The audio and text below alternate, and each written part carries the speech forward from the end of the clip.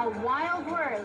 One day you are being flown to the East Coast for a cool new job, and the next day you are being laid off. That's what happened with our guest this afternoon, Jeremiah Abraham. As he's been through ups and downs in life, he shares his stories with us, and it's so inspiring.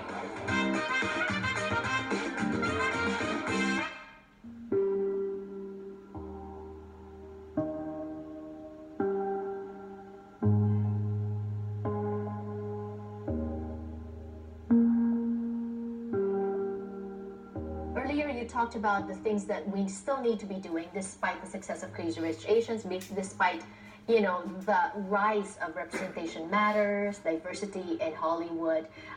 With that said, what can we look forward to this 2019? Well, I think there's going to be a lot more opportunities in terms of projects, which is why I say, you know, keep auditioning and keep going out there.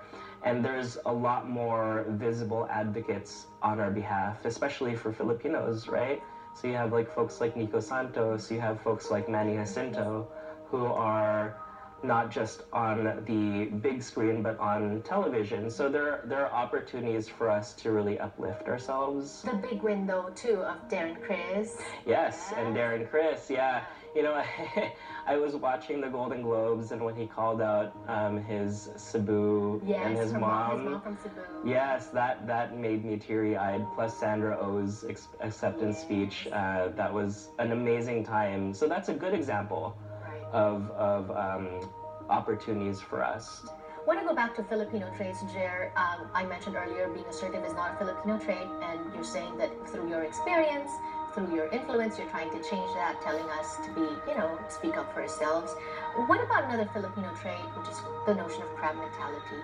How present is that still, and how can we get rid of that? Well, I would hope that it's lessening.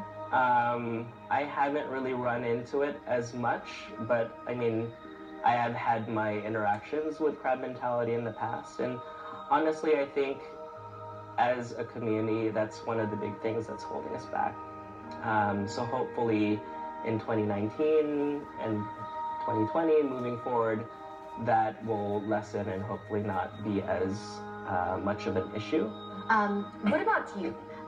Operating in kind of like the mainstream, but we all know that IW is a big like Asian American frame as well, and you have a position of influence here.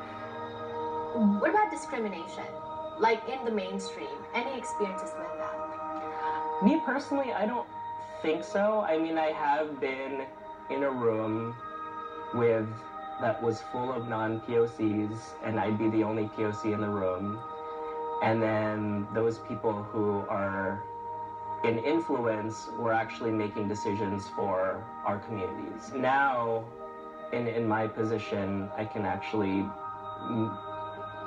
like, I guess, speak up if I see that ever in a room, and people will actually listen, hopefully. I think personally I've not actually had that much that I know of, at least, luckily. Biggest learning from this, from the ups and downs, from the different companies you've worked for, from the different communities that you associate with? For a long time, I was very impatient. I didn't realize why I wasn't getting to where I need to be in such a short time frame, and honestly, it takes a lot of resilience, as I mentioned. It takes a lot of hard work. And honestly, it takes a lot of learning. Like in my 20s, I thought I knew everything. And like now I look back and realize that, you know, I needed those times of unemployment. I needed those times of struggle. I needed those times where I felt insecure about myself, because now I can look back and say like, oh, I shouldn't have felt like I wasn't worthy, or, you know, I shouldn't have had so many bouts of, you know, confidence, you know. But now I guess it's refining yourself, I think.